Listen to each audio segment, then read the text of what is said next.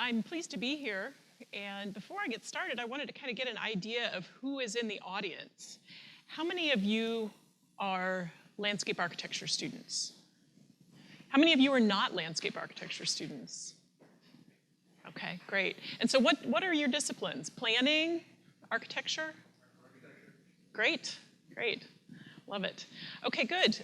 Well, I am so pleased to be here to talk to you about some recent trends in the sustainable materials industry, and these trends transcend disciplines: architecture, landscape architecture, and even some product design. Do I have any industrial designers here today? No. Oh, good. Okay, great. Glad to see you here. And so some of this may be familiar to you, but I think that the products that we use in our constructed sites and in our buildings have this enormous impact that we don't see. So we can do sustainable sites, we can design green infrastructure, and we can see the benefit right there on the site. But when we specify a material, it comes from a great distance away, and the impacts that the material has on human health and on the environment are also occurring, in some cases, thousands of miles from the project site. So I think this is an area that we sort of pay lip service to, but I think we don't think enough about, because out of sight, out of mind. The impacts are happening somewhere else. So just to start out, I wanted to ask the question, what does it take to make this wonderful perforated aluminum panel wall? And so just looking at the life cycle of this potential material, we're looking at this life cycle here: raw materials extraction, production and refining, manufacture, fabrication, installation, use, and disposal and recycling, sometimes recycling. And what I want you to note is that there are inputs, material inputs, energy inputs, water inputs that happen all along the way, and then there's waste that occurs all along the way. And in some cases, like in this aluminum panel wall, the raw materials come from Brazil. It's bauxite that's mined. We have bauxite deposits all over the US, but the type of bauxite that's used in aluminum comes from South America. And so already we're disturbing very sensitive rainforest ecosystems to get at this material that's below the surface of the earth. And so the impacts there, of course, are the environmental impacts of clearing the land. The land then, once cleared, is harvested for timber and used for cattle farming after that. But indigenous people are being displaced. Perhaps the livelihood that they might have had in the rainforest is being taken away. The soil cover is removed. We have erosion. We have waste happening at the site, et cetera. Once the material moves into production and refining, I'm assuming it's moving to Maryland, where Alcoa Aluminum is located, and the production and refining process uses a tremendous amount of energy to make aluminum. Fortunately, some of that energy is cleaner than others. Some of it's hydroelectric energy, some of it's natural gas, rather than the coal that we use to make other types of metals. But then moving that into the manufacture and fabrication process, assuming that happens in Chicago, and then installing the product in Indianapolis, which is where I'm from. All of that has the inputs and the waste that occurs all along the way. The good news about aluminum is that it's very easily recycled, and if it's just anodized aluminum, it's recyclable. That finish doesn't prohibit its recycling or reuse. And so a lot of it will be either ideally reused whole in a new installation, but most of it will probably go back into the new aluminum production process. So just to sort of summarize, the total energy that's used for just this very simple aluminum panel wall is 6,000 kilowatt hours, which is about what it takes to heat and cool a house in the Midwest. And the total travel is 6,300 miles, and the total waste is 1.2 tons of material. So that's just for that simple wall. So you just magnify that by our built environment, and you see that the impacts that materials can have. So today I want to talk to you about trends in the industry, and really trends that have happened since my book, Materials for Sustainable Sites, came out. And I'm working on a second edition of that, so I wanted to kind of reflect on some of the trends that are happening now. And the one that I'm the most excited about is producer responsibility. So the idea that the folks who produce these materials have a responsibility for reducing their impacts, for seeing to the material for the entire life cycle, et cetera. There's also an increased focus on asking producers to be more transparent about the health and the environmental impacts of their materials. So we're always looking for healthier materials. This is particularly important in architecture and interior design, but as you'll see from some of the things I talk about today, it's also important in landscape architecture. So asking producers to be more transparent about the impacts is really critical. And then there's been a huge shift in closing material loops. And we've always talked about this over the last couple of decades, but even more than usual, we're trying to close material loops by saying, okay, our built environment is a place for us to harvest construction materials. And so as buildings get taken down, as sites get taken apart, what can we do with those building materials to extend their life? And to extend their life cycle. Because if you think back to the aluminum panel, if that panel can be removed once it's no longer needed and used somewhere else, it's still in the middle of its life cycle. And the more it can be reused, the greater, or the less the overall impacts from producing it are. And then lastly, I'm going to close with a discussion of some post-petroleum materials. In other words, materials that are moving away from petroleum-based plastics, and some bio-based materials. So first I want to just briefly start with some ideas about extended producer responsibility. And the idea for EPR has really come from Europe, and saying that producers need to be transparent about the impacts that their materials have. They need to be responsible for taking back the products and materials at the end of their useful life. And so the thinking is, if they're forced to do that, then they're going to be more responsible about what the material is, or what the product is made from, and how easily it can be recycled or reclaimed, reused in a new assembly.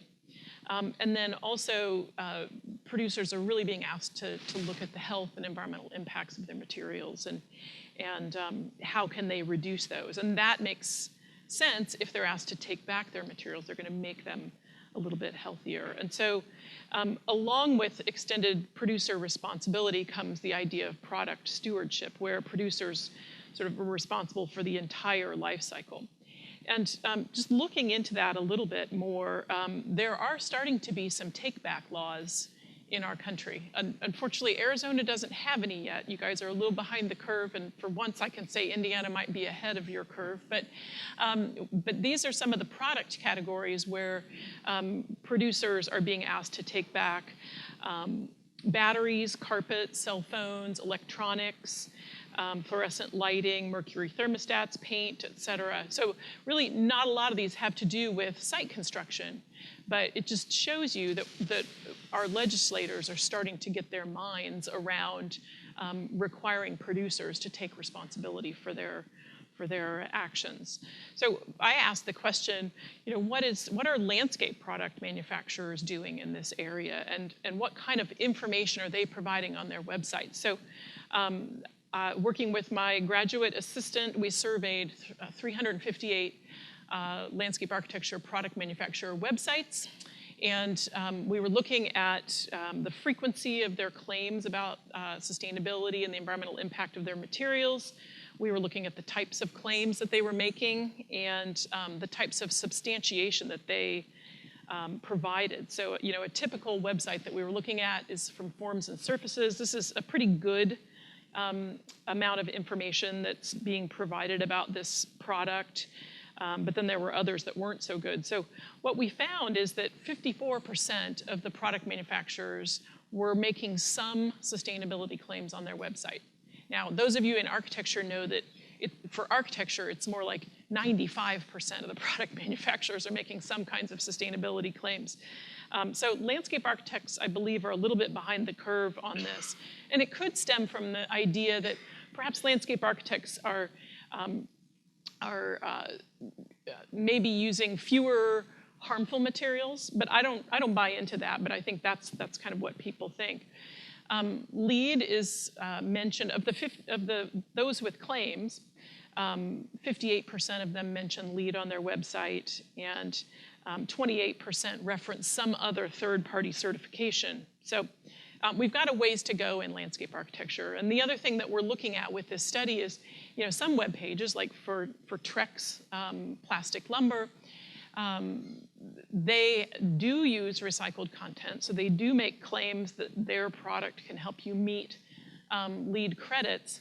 But what they don't say is, yeah, we have a whole other line of decking that's PVC-based and is very, very harmful to human health. So what we're finding is that there's a little bit of greenwash, there's a little bit of kind of telling part of the truth, not the whole truth. But I'm hoping that this is going to change over the years as LEED starts to move into a little bit more comprehensive look at materials and a larger scope of consideration, not just looking at recycled content, but looking at sort of life cycle impacts of materials and requiring greater transparency of information, a focus on multiple attributes of materials, et cetera. So LEED is making this shift. And then those of you that are familiar with the Sustainable Sites Initiative, you'll notice that we are also making that shift to look at extraction of raw materials, safer chemistries, more transparency, and then looking at the practices of the manufacturers themselves in terms of improving their energy efficiency, water efficiency, et cetera. So I'm kind of blowing through this a little bit quickly at the beginning because I want to get to some of the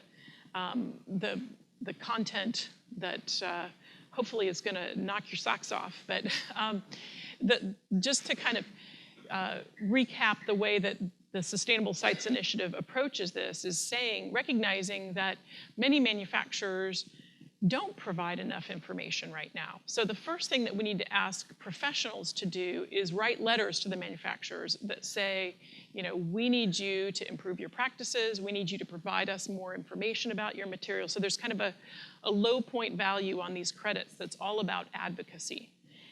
The next point value on the sites credits is about transparency, and sort of it rewards projects whose manufacturers, whose products, that specify products from manufacturers that disclose the information. And then the highest point value on these credits is that if a project specifies just 5% of products with improved practices. So it's kind of a way that we're hoping the industry will be transformed. So my study that I did of the manufacturers, I'm planning to do again in 5 years and see if sites and LEED have had any kind of impact on the market. And I hope that they have. How many of you have heard of the Living Building Challenge? Good, okay. So that's good to know. Probably a lot of you are architecture folks, except maybe a couple. This is something that you landscape architects ought to know about. The Living Building Challenge takes LEED and raises the bar. And not only is it for living buildings, but it's for creating living sites and sites that have that perform well in terms of balancing water and reducing material impacts. And I think this, in my mind, is the standard that's out there today that's the most rigorous standard. And one of their credits is about responsible industry. And so it's asking industry to be more responsible, to disclose impacts that they go through to make their materials, to produce their materials. It's also asking them, the projects, to sort of take an approach to using lumber that's sustainably harvested, et cetera. So I want to focus on lumber for a minute because we've seen really great structures built from ipe or other tropical hardwoods that we just look at and we ooh and ah and say, wow, this is beautiful. Lumber is the new. material in site construction. And particularly in Phoenix, it's actually a great material, even though it has to be imported. It's a great material because you don't have weather that's gonna degrade the lumber quite as quickly as, say, a damper climate would. But what all of these pictures have in common is that they're all structures built from tropical hardwoods. And so they started someplace like this. And the shocking thing is that we are cutting our rainforests at a rate of 6,000 acres per hour. So during the duration of my talk, 6,000 acres of the rainforest are going to disappear. They're going to be cut and trucked away like this. And a lot of the tropical hardwoods that are cut, like Ipe is kind of the main tropical hardwood that everybody wants to use because it's so decay resistant and so durable. But it takes 90 years to regrow an Ipe tree to the size that it needs to be to harvest it again for lumber. So if you don't take anything else away today, I would say, you can think of wood as a renewable resource, and it's a great material for construction, but it's not a renewable resource unless you can keep the wood structure in use, or at least keep the piece of lumber in use in some way for as long as it takes to regrow the tree. So it's real easy to say that for pine or cedar, because you can regrow those trees in about 30 to 35 years, and so that's how long your wood structure needs to be in place. But with wood structures made from Ipe, are they going to be in place for 90 years? I don't think so. I think that the average life of our landscape is about 30 years. So that means that Ipe lumber has to have multiple lives in order to be considered a renewable resource. And so that's the kind of downer message for the day. But I want you to stop and think about it, because this is an issue that's not being talked about in the field of landscape architecture. We're looking at all of these really great structures and we're going, wow, this is great, I love this. And I love it too. But I don't love it when it's made from tropical hardwoods. So this is, I think, one of the most important credits that we have in the Sustainable Sites Initiative is a prerequisite, which means it's non-negotiable. If a project's going to get site certified, it has to avoid lumber from threatened tree species. And that means the project has to avoid Ipe unless it's FSC certified. So, one of the greatest projects of the decade is the High Line, right? You guys have all seen images in your classes of the High Line. I love the High Line as much as everybody else. My kids picked the High Line as their favorite place in New York City when we went there on a trip a couple years ago. It's a great place. But a lot of phase one is built from FSC certified Ipe. And so you might think, well, FSC certification is a good thing, and I'll talk about that in just a minute. But the reality is that Forest Stewardship Council will certify old growth forests. So just to introduce you to the Forest Stewardship Council, if you don't know about it, it is an organization that certifies lumber through the entire life cycle of the production. So starting with the forests where it's grown, it will certify sustainable forestry practices, in other words, not clear cutting, selectively harvesting lumber. It certifies the sawmills, the lumber yards, all the way until it gets into the building. Same thing with lumber that's used for furniture and for furniture production. So FSC is a great certification. They have very high standards.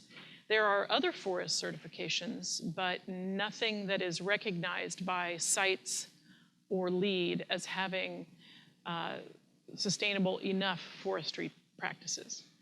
And so wood gets taken out of the forest, it gets marked like this, and all the way through the processing of it is a chain of custody. But we come back to the fact that even FSC certifies old growth forests. So you can get FSC certified Ipe, but still it's not such a great thing. So this is what happened a couple months after the High Line Phase 1 opened.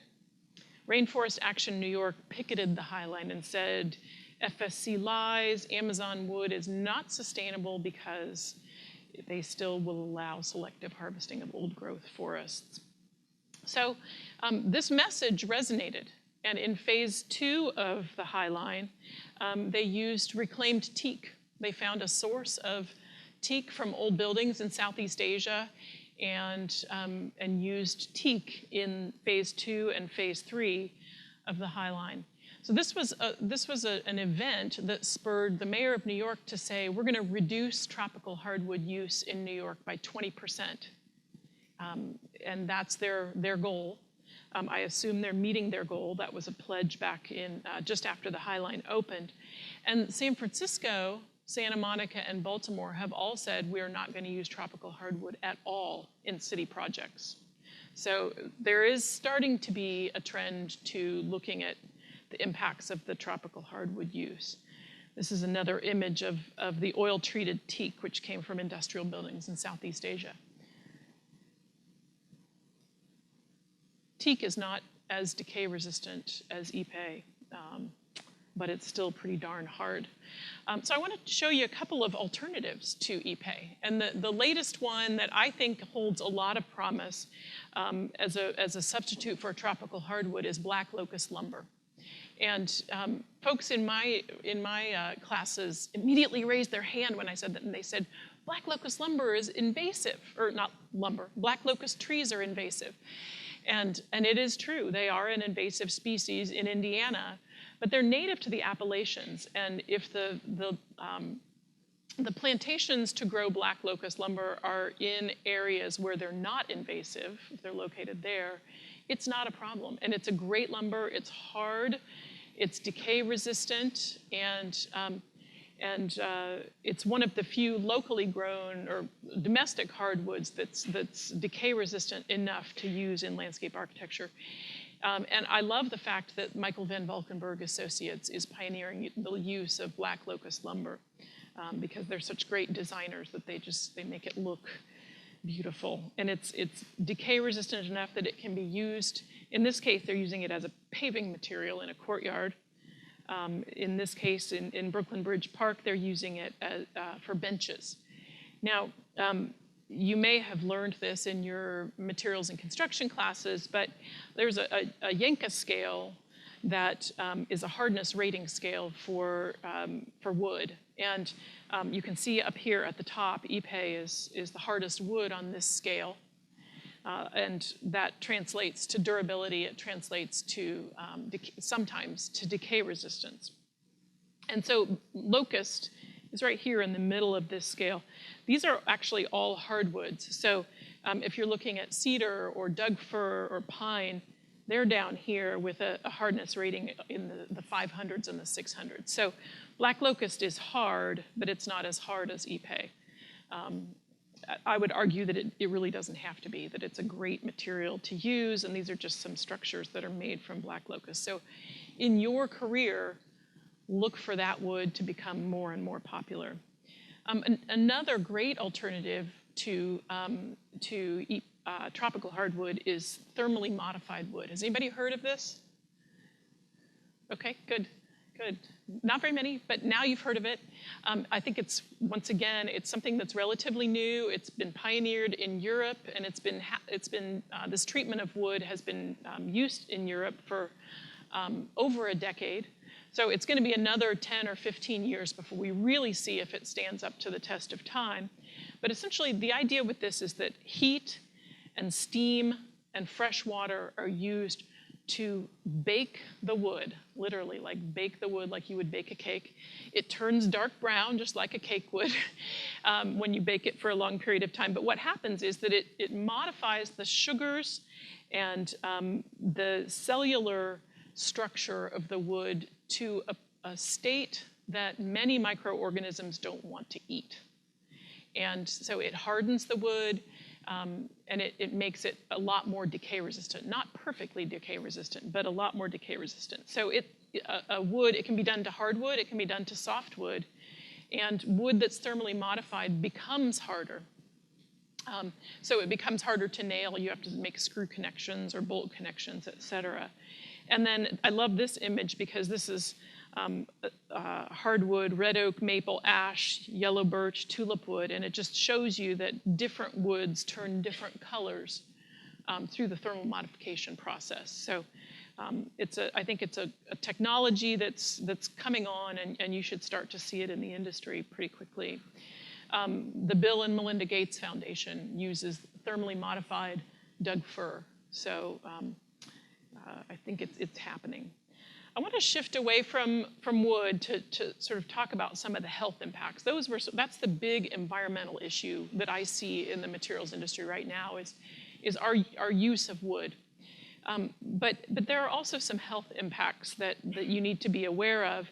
And the thing that's the most alarming to me is that of the 80,000 synthetic chemicals in use today, 85% of them have not been tested for human health impacts. So instead of saying, let's make sure something's safe and then we can use it, we're just using stuff until we realize that it's not, until it's proven that it's not safe. So those of you that are a little bit older may remember CCA-treated lumber, chromated copper arsenate-treated lumber, had arsenic in it. For 20 years, we knew that the arsenic in this lumber was coming off on the hands of kids on playgrounds. And we were actually able to take a swab of their hands and find toxic levels of arsenic. But it took our government that long to phase out that lumber treatment.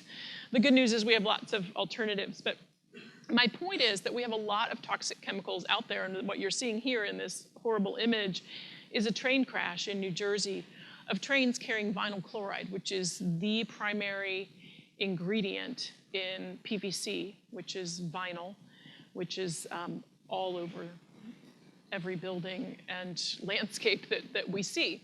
So one thing that I want you to be aware of is the idea of a precautionary principle, which is that, and this is once again coming from Europe, saying that we shouldn't use materials or we shouldn't use synthetic chemicals until we know they're safe.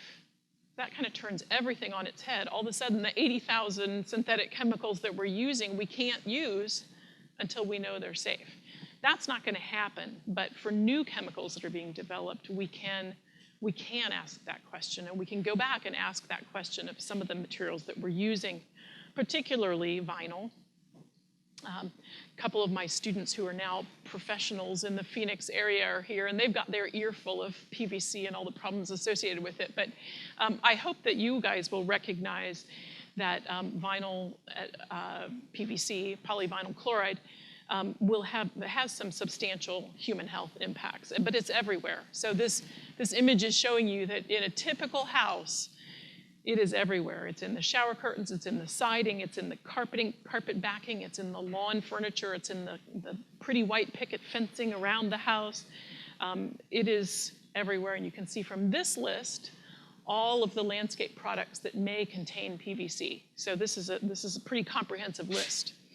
But there are many dangers associated with PVC, and this is a little infographic that was created by Open House, an organization that shows some impacts about various things. So the biggest impact about PVC is the byproduct that gets released during manufacture of PVC and during the incineration of PVC, and that's dioxin. Dioxin is a PBT, a persistent bioaccumulative toxin, and it's one reason that in the World Trade Center crisis, there was a cloud of dioxin that hung over Lower Manhattan for 2 weeks because of all the vinyl that was used in those buildings. And it's the reason that many people that were down in Lower Manhattan during that tragedy have incredible health problems. Dioxin is a neurotoxin, it's a reproductive toxin, and it's just all around bad for you.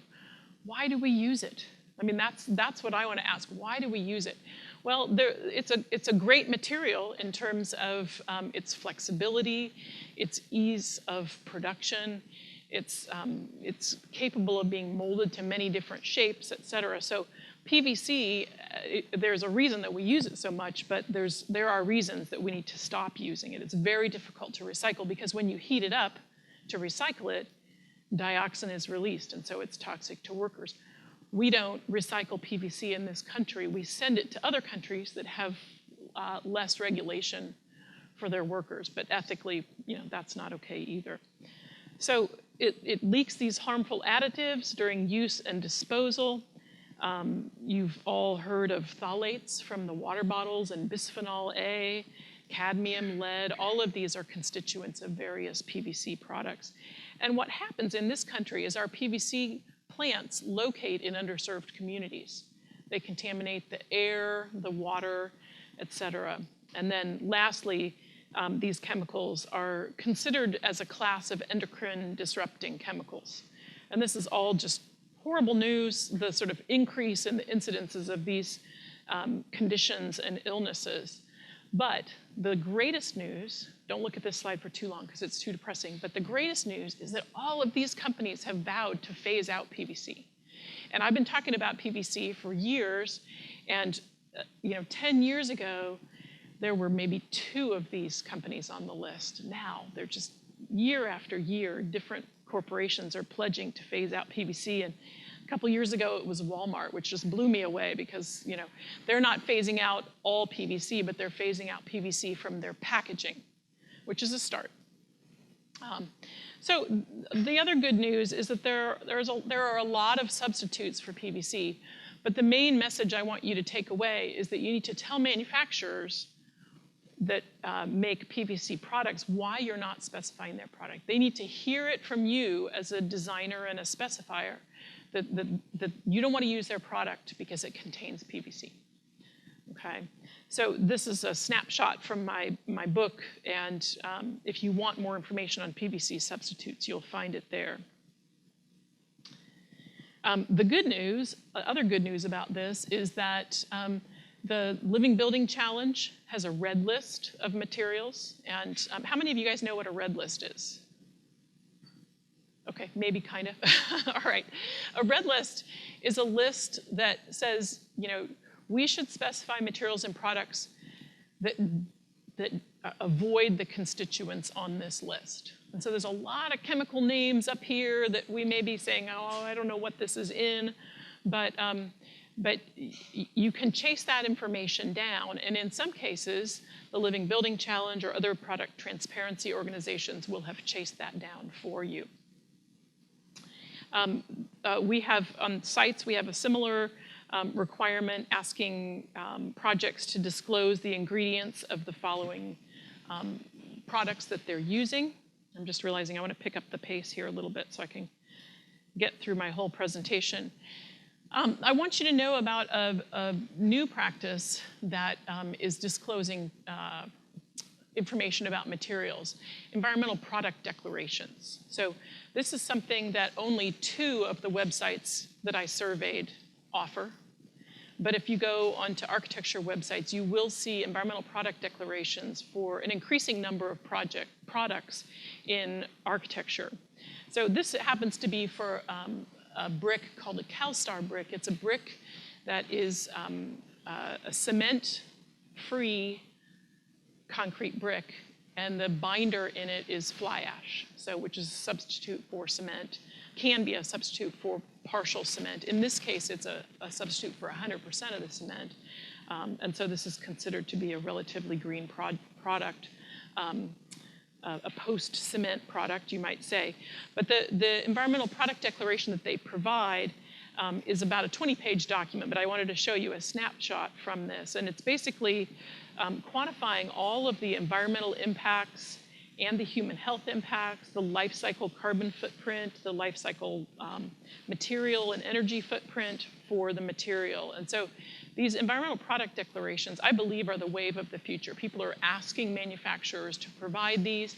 Manufacturers are responding to that, saying, well, if a sites credit asks projects to use products that have EPDs, we better provide the EPDs so people will specify our products. So I think it's a snowballing thing that you hopefully will watch for as you move out into practice. And I believe in a decade we'll see a lot more EPDs.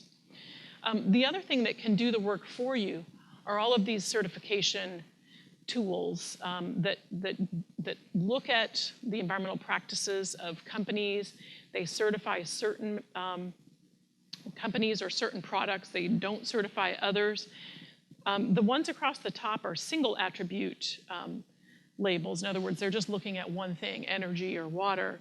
And then the 6 along the bottom half are looking at multiple attributes. So once you research these transparency tools, if you find them to be to your standard of rigor, then whatever materials and products they recommend, you know are good to meet your criteria.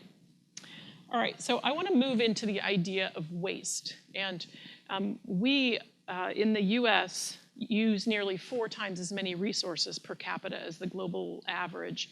And we create a lot of waste. And the thing that really blows me away is that 90% of any material, of the material that goes into an average US product, is waste before the material even reaches the users. And 80% of that is molecular waste that finds its way into our air. 20% is solid waste into land. So we have a lot of waste going on, and one of the biggest waste streams is demolition waste. In other words, waste from the construction and demolition industry amounts to about 230 million tons in the US each year alone. So this is why a major trend that's happening right now is mining the built environment. In other words, saying, you know, we've got these buildings that are coming down, these landscapes that are coming down, and we need to take this waste and reuse it, do something else with it, close material loops. And so the sort of demolition industry is turning into the deconstruction industry. And so theoretically, we could work with this, this diagram where we use some raw materials, we design something, a building or a landscape for deconstruction, we construct it, we occupy it. When we're finished with it, we deconstruct it, we reuse the materials, put it into a new structure, and so on. So theoretically, we could close those loops. But what has to happen is we have to move from demolition to deconstruction. In other words, we can't just knock a building down and splinter the pieces and haul it all away. We need to deconstruct it and separate it. And the great news for this practice is that many municipalities and states are requiring folks to do this. In San Jose, for instance, it is illegal to take any construction or demolition waste to the landfill. Same thing in Massachusetts, the whole state of Massachusetts. So what this means is that the salvage industry has just exploded in those areas, and it's directly correlated to land prices and availability of land for landfills. Where you don't have availability of land, you have a great salvage industry. And then you have these great opportunities for using reclaimed materials in new structures. And you know, this is a great project. You're all probably familiar with the work of Kong Jun-yu and his firm Turinscape. But this is Shanghai Huten Park, where they took down several structures, reclaimed the materials, reused the materials in new structures on the site, and actually oriented some of these structures to focus on the existing shells of buildings. This is the same park. This is an existing industrial structure that was deconstructed to the point that it became a landscape feature instead of a building. So, you know, I think there's a tremendous amount of opportunity to tell stories with these types of materials. I love the story behind this. Many of you are probably too young to remember the Oakland Hills fire of 1991, but 3,000 homes burned in this wildfire in the Bay Area. It was the first year I lived in Berkeley, so I remember it well.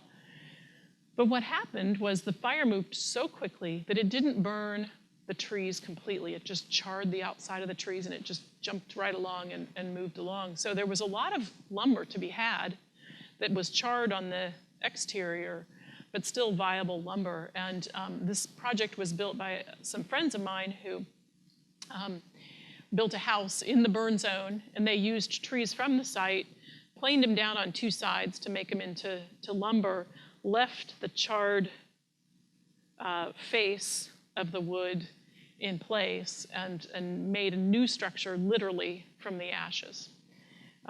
Actually, the same firm did a project in Berkeley where they gathered up a bunch of old street signs that were going to be landfilled, and made a fence out of them to sort of, and all of these are street names in the neighborhood. So, you know, I think there's a real potential, and we could just go on and tell all kinds of stories about all these great applications of these reclaimed materials, but I think it's just so important to sort of giving life to new places from old places. This is actually an ASU campus. This is all reclaimed concrete in these beautiful stacked concrete retaining walls and in the paving. But something that I think we need to recognize is that the specification process for using these reclaimed materials has to be different. So in other words, we can't just design the structures and then specify the material. We actually have to find these materials, let them inspire the design, and incorporate them into the specification process. All right, so a piece of this is design for deconstruction. The idea that we can build structures that can easily be taken apart and rebuilt somewhere else. All right, so the Living Building Challenge has a credit about this. They say at least one salvaged material needs to be used per 500 square meters of the building, and they also, the credit has another piece about diverting salvage and demolition waste into reuse. And their standards, as you can see, are very high. 99% of metal needs to be diverted, 100% of soil and biomass, et cetera. But you know, this is all talking about taking things apart, but I think it's also important to note that we have all of these post-industrial places, maybe fewer in the Phoenix area, but in the eastern half of the United States, the Midwest and the East, we have all of these abandoned industrial sites that are our industrial heritage, and we need to recognize. So you all are very familiar, I'm sure, with Park Duisburg Nord, which started this whole trend of reclaiming brownfields. Instead of clearing them and remediating them into blank slates, we're going to take our industry and we're going to celebrate it and put a park right in the middle. How many of you guys are familiar with this project? Okay, not as many as I thought. Look it up. It's an amazing project, and they've made little formal gardens within the concrete bunkers that held materials. They do rock climbing within the bunkers, and another chemical tank that has scuba diving lessons. So it's a matter of activating this place, reactivating this place with a new vision for the place. I mean, the High Line is a brownfield that's been reclaimed and reactivated, and it's knowing these structures and knowing the potential, I think, that's really so important. And I love phase 3 of the High Line because they've actually taken away the cover and exposed the structure so that kids can kind of climb around and really get into what this place used to be and remember what this place used to be. And I think that's the real value of reusing these places. And of course, the greenest thing you can possibly do in terms of materials is to reuse the materials and structures right there in the place. By far the greenest thing you can do. Not deconstruct in the first place, just add on to it and enrich it. This is a great project in Toronto by Claude Cormier, Evergreen Brickworks, that used to be a brickwork.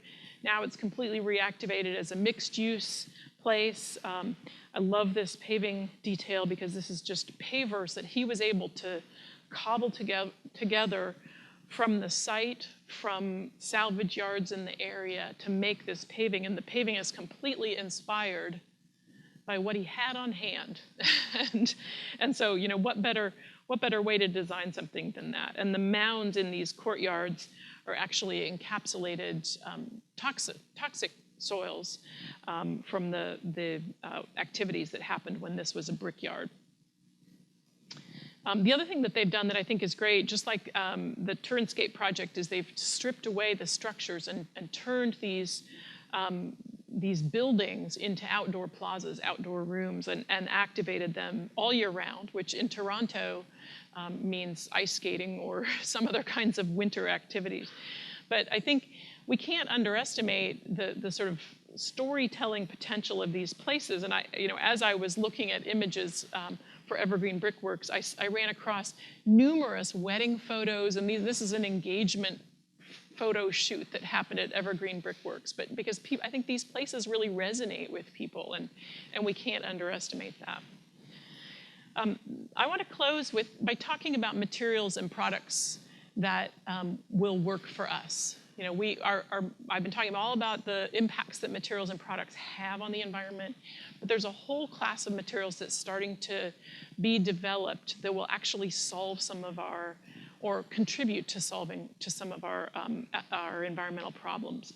So the Intergovernmental Panel on Climate Change estimates that we need to reduce our greenhouse gas emissions by 40 to 70% by 2050 in order to sort of turn the ship, so to speak. So, and when we look at concrete and Portland cement, which is the binder in the concrete, 5% of the greenhouse gas emissions that are emitted worldwide are because of the production of cement. So we can take a look at concrete as a possible way to sequester carbon. There's all kinds of carbon sequestration technologies that are being developed, some of which are more viable than others. But recently, folks have been asking, what can concrete do? Can concrete sequester carbon? And this is a good question, because 1 pound of CO2 is released for every pound of cement that's produced. So when we talk about the 3.7 billion tons of cement that were produced worldwide, we're talking about 3.7 billion tons of CO2 released from that production. So, you know, I mentioned fly ash. There are all kinds of cement substitutes that are being developed. But there's also a technology that's looking at repurposing post-industrial CO2 by ejecting the gas into the concrete mixing, where then it's chemically converted into a mineral, which is very similar to limestone. So this is a great technology. It's just in its infancy. Whether it's going to make any dent in the problem, we don't know for sure, but it's something that is actually creating new building materials. This is one called Carbon Cure. It's a CMU block that claims to use 10% less cement, so already that's a start, by mixing in, by this process that happens during the curing or during the production of the cement. It uses 30% less energy, and it claims to have a 20% lower defect rate. This is another material called Calera, and it uses a similar process of carbonate mineralization, but it runs the flue gases through a pH-adjusted seawater, so it's another product that's starting to be out there. They make pavers and other concrete projects, and they claim to be carbon negative because of that process. So these are all some technologies that are just starting to be used. Photocatalytic concrete is another technology that's starting to address some of our problems. Basically, the Portland cement mixture incorporates titanium dioxide, and when it's activated by UV rays, it acts as a catalyst, which accelerates the oxidation process, converting nitrogen oxides and other smog components into more neutral, less harmful compounds. So this is a rendering of a sound wall that could be made from photocatalytic concrete. It's a chemical process that I can't explain very well, but essentially what you need to know is that, you know, sunlight breaks things down, but photocatalytic coatings, whether it's a coating or a mixing into the concrete, speeds up the process.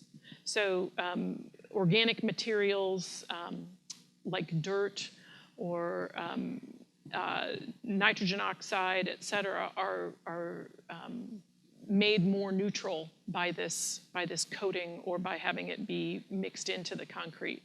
So an estimate said that using photocatalytic paving in one study found that there was a 15% reduction of the nitrous oxide released, or that's released by cars traveling down the roadway.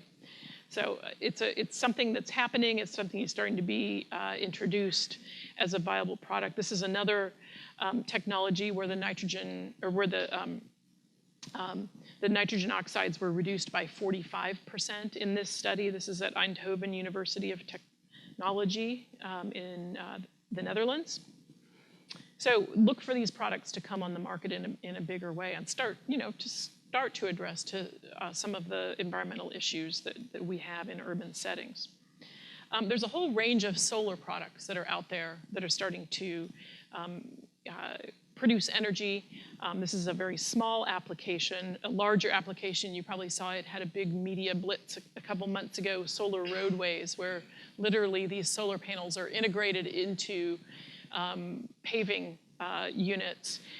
This is completely in the test phase, but there's a lot about it that seems pretty viable. So it's actually been pretty well funded by the US DOT because they are seeing this as a viable roadway technology. I understand you all put solar panels on top of your roadways, covering your roadways instead of actually putting them in the pavement, but that's another way to do it.